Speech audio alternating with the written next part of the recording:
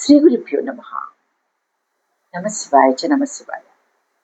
సత్సంగ పరివారానికి సాదర. జగద్గురు శ్రీ శ్రీ ఆదిశంకరాచార్య విరచిత శివానందలహరి స్తోత్రంలోని 5వ శ్లోకాన్ని సూక్ష్మంగా తెలుసుకునే ప్రయత్నం చేద్దాం. గం గణపతి నమః. స్మృతౌ శాస్త్రే వైద్యే శకున కవితాగాన ఫణితౌ పురాణే మంత్రే వా స్తుతి నటన హాస్యేష్వచతురః కథం రాజ్ఞాం ప్రీతిర్భవతి మయి కోహం వసుపతే వసుం మాం సర్వజ్ఞ ప్రదిత కృపయా పాలయ విభో.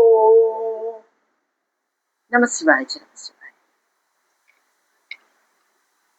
ఆచార్యులు వారు ఈ శ్లోకంలో, ఓరి పిచ్చివాడ, ఈ దేవతలతో నీకేలా?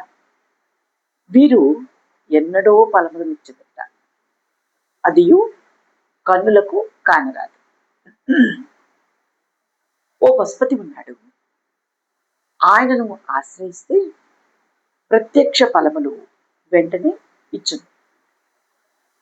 అది మెరుగైనది కదా అని ఆచార్యుల వారు ఈ శ్లోకం ద్వారా తెలియచేస్తున్నారు. ప్రత్యక్షంగా వెంటనే ఫలము ఇచ్చు రాజాశ్రయం గురించి చెప్పి ఉన్నారు. స్మృతి మన్వాది స్మృతి సమూహముల యందు, శాస్త్రే అనగా తర్క వ్యాకరణాది శాస్త్రముల యందును, వైద్యే వైద్య శాస్త్రం నందును, శకున కవితా గాన పండితే అనగా శకున ప్రయాణాది కాలమందు వచ్చు శకునముల గురించి లేక జ్యోతిషం నందు కానీ, కవిత కవిత్వం యొక్కయు, గాన సంగీతం యొక్కయు, పణితే వాక్కునందును, పణితౌ వాక్కునందును, పురాణే శైవ వైష్ణవాది పురాణముల యందును, మంత్రేవా మంత్ర శాస్త్రముల యందును, స్తుతి నటన హాస్యేష్వ చతురః స్తుతి ముఖస్థుతుల యందును, నటన నాట్యముల యందును, హాస్యేషు హాస్యముల యందును అనగా నవ్వించుట యందును, అచతురః అనగా అసమర్థుడను. తస్మాత్ అందువలన, రాజ్ఞాం రాజులకు, మయి నాయందు, కథం ఏ ప్రకారంగా, ప్రీతి ప్రేమ, భవతి అగుచున్నది. అతః అందువలన, హే పశుపతి, ఓ సర్వప్రభుడైన ఈశ్వర, హే ప్రదిత, ఓ వేద ప్రసిద్ధుడా, పశు పరమస్వరూపుడవైన మాం నన్ను కృపయా కరుణ చేత పాలయ రక్షింపుమా.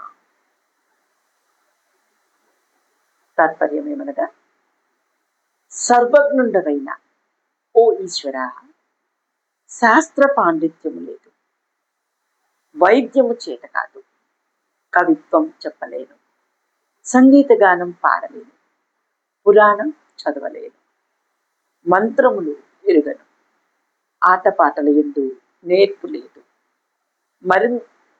మరిమిచ్చు మాటల మున్నవవి చెప్పజాలను, ఇంకా రాజులకు నా మీద ఎట్లు దయ కలుగును, వచ్చినను దయ కలిగినను వారిచ్చు ఫలములు నాకేలా? వలదు వలదు. వేదవేద్య మహానుభావ, నన్ను నేనే ఎరుగని పశువును, నీవు పశుపతివి కదా, దయచేసి నీవే నన్ను రక్షించు. సర్వజ్ఞ సర్వేశ్వర పరమశివ పశుపతి, నేను నిజంగా పశువుని, నేను ఏమీ నేర్చుకోలేదు, మనుస్మృత్యాదులు పఠించలేదు, ధర్మాలు ఎరుగని, తర్కశాస్త్రార్థులు అభ్యసించలేదు. నాకు భాషా వైదుష్యాదులు లేవు. మానవుల వ్యాధి నివారణోపాయములు చెప్పే వైద్య విద్య చూడలేదు. శకునాలు చెప్పే శాస్త్ర పాండిత్యము లేదు. సంగీత సాహిత్యాలు, కవితా సౌందర్యాలు, పురాణాలు, మంత్రాలు, తంత్రాలు నాకేమీ తెలియవు. ఎవరి ఆస్థానాలకు వెళ్ళలేదు, ఎవరిని పొగడలేదు. నాట్యాలు, గానాలు, కవిత్వాలు ఎరుగను, కావ్యాలు ఎరుగను. హాస్య శృంగార రసప్రసంగాలు చేయటం జాతకాని పని. సామాన్యంగా అందరూ ఇవి నేర్చుకొని రాజులను మెప్పించి పేరు ప్రతిష్టలు పొందుతారు. నీవు అన్నీ తెలిసిన వాడివి, దీన బాంధవుడవు, అనాథనాథుడవు. పశుతుల్యుడినైన నన్ను నీవే రక్షించాలి. నీవు కాదంటే నాకు వేరే దిక్కు లేదు. ప్రభు, నీవే నాకు శరణాగతి. శ్రీ శంకర భగవత్పాదుల వారు తాము సర్వజ్ఞుడు అయినను భగవత్ సన్నిధిని నైత్యానుసంధానం గావించుకున్నారు. ఈశ్వరస్య స్వాభిమాన ఈశ్వరస్యాప్యభిమాన మరలా ఈశ్వరస్యాప్యభిమాన ద్వేషిత్వాత్ దైన్య ప్రియత్వాచ్చ. ఇది నారద సూత్రం. కులాభిమానము, ధనాభిమానము, విద్యాభిమానము ఇత్యాది అభిమానములు కలవారిని భగవంతుడు ప్రేమింపడు, ద్వేషించును. దైన్యము కలవారిని, దీనులను ప్రేమించును. దంభో దర్పోభిమానస్య అనగా డంబము, దర్పము, అభిమానము ఇత్యాదులు అసుర గుణములు. ఇవే నరకమునకు కారణమని గీతాచార్య గారు బోధించారు. దేహ బుద్ధ్యాస్మి దాసోహం అనగా దేహము కనబడుచున్నప్పుడు, అనగా ప్రపంచం కనబడుచున్నప్పుడు నేను దాసుడనని వ్యవహరించవలను. ఆత్మబుద్ధ్యా త్వమేవాహం అనగా అన్యము ఏమియూ భాషింపక ఆత్మ మాత్రమే భాషించినప్పుడు అహం బ్రహ్మాస్మి, నేనే బ్రహ్మను అనడి వృత్తి ఒప్పును. నేనే బ్రహ్మము అనడి వృత్తి ఒప్పును. ఈ శ్లోకం నందు ఆచార్యులు వారు పై రెండు విషయములు గోప్యంగా ఉంచినారు.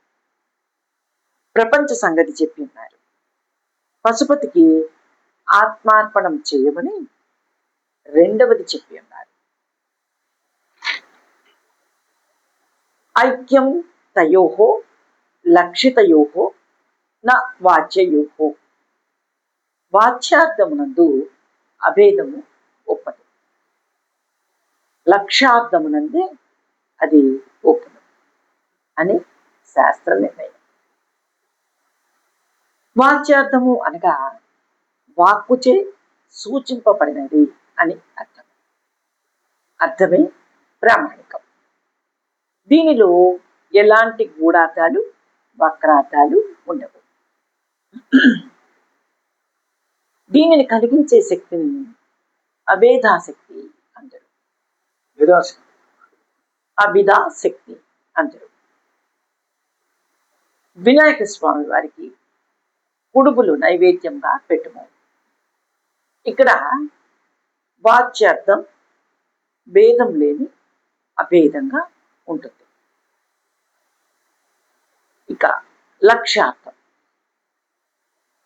లక్షణావృత్తి, నేరుగా వచ్చే అర్థం సరిపోనప్పుడు దానికి సంబంధమైన మరో విశేష అర్థాన్ని గ్రహించటం, దానిని లక్ష్యార్థం అంటే వాచ్యార్థంలో లేని అభేదము లక్ష్యార్థంలో ఒప్పదు. స్థూల దృష్ట్యా దాస భావనే చేయవలను. స్థూల దృష్ట్యా దాస భావనే చేయవలను. ఎలాగంటే ఈ శ్లోకంలో రాజుల వద్ద చేరి నా పాండిత్యం ప్రదర్శించి వారి వద్ద మెప్పు పొందలేదు. పొందినా అవి తాత్కాలికములు. ఇది వాచ్యార్థము. లక్ష్యార్థం ఏమంటే, ఓ పశుపతి, నీకు నేను దాసభావన చేయగలను. ఇది ఏషా వేదోపనిషత్. బాగా అర్థం చేసుకున్నవాళ్ళు. సంసార సంబంధమైన బాధలకు ఉపశమనాన్ని బాధల నుంచి ఉపశమనాన్ని పొందటానికి ఏదో ఒక ఉపాధి ఏర్పరచుకోవాలి, ఆశ్రయించాలి. ఆశ్రయాన్ని ఆధారంగా చేసుకోవాలి. ఇందుకే భగవంతుడు మనకు ఉపకరణములను ఇచ్చి ఉన్నాడు. మనస్సు, బుద్ధి, జ్ఞానేంద్రియ, కర్మేంద్రియాలను వీటిని ఉపయోగించి విద్య కలిగి ఉద్యోగం పొంది ధనాన్ని సంపాదించి సంపాదనను నడపాలి, సంసారమును నడపాలి. కూటి కోసమే కోటి విద్యలు అని సామెత. పురాణ ఉపన్యాసాలు చెప్పడానికి మన్వాది ధర్మశాస్త్రాలు, వ్యాకరణాలు మొదలగు ఆర్ష గ్రంథాలు చదవాలి. మంత్రశాస్త్ర, తంత్రశాస్త్ర, సంగీత శాస్త్రాలలో ప్రవేశమే కాక వాటిలో ప్రావీణ్యం ఉంటేనే అవతల వారిని రంజింపచేయగలం. రాజాశ్రయం పొందలేము.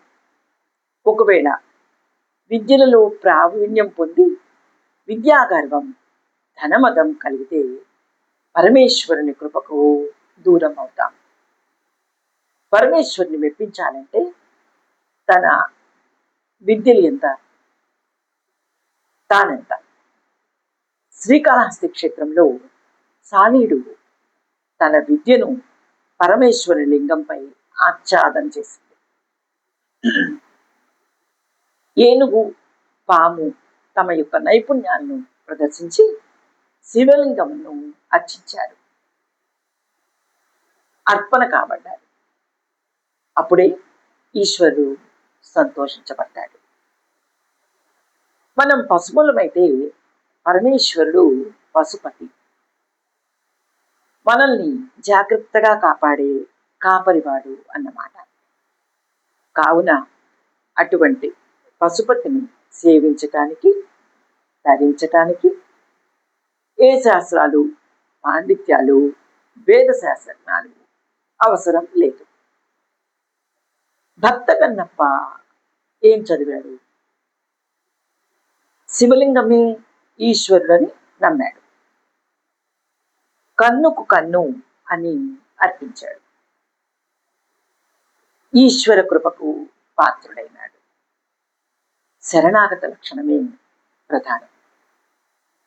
దాసత్వమే శరణ్యం. ఈశ్వరార్పణ చిత్తం ఒక్కటే మార్గం.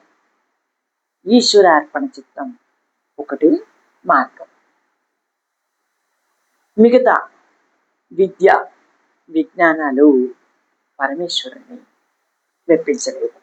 వాగర్ధావివ సంపృక్తో వాగర్ధ ప్రతిపత్తయే జగతః పితరౌ వందే పార్వతీ పరమేశ్వరౌ. యదక్షరపద భ్రష్టం మాత్రాహీనం యద్భవేత్ తత్సర్వం క్షమ్యతాం దేవనారాయణ నమోస్తుతే. కాయేన వాచా మనసేంద్రియైర్వా బుద్ధ్యాత్మనావాత్ ప్రకృతే స్వభావాత్ కరోమి యజ్జత్ సకలం పరస్మై నారాయణాయేతి సమర్పయామి. ఓం తత్సత్ బ్రహ్మార్పణమస్తు. ఇది ఈ శ్లోకం యొక్క సూక్ష్మ వివరణ. పార్వతీ పరమేశ్వర్ల అనుగ్రహం మనందరి మీద కలుగుగాక. నమః శివాయ చ నమః శివాయ.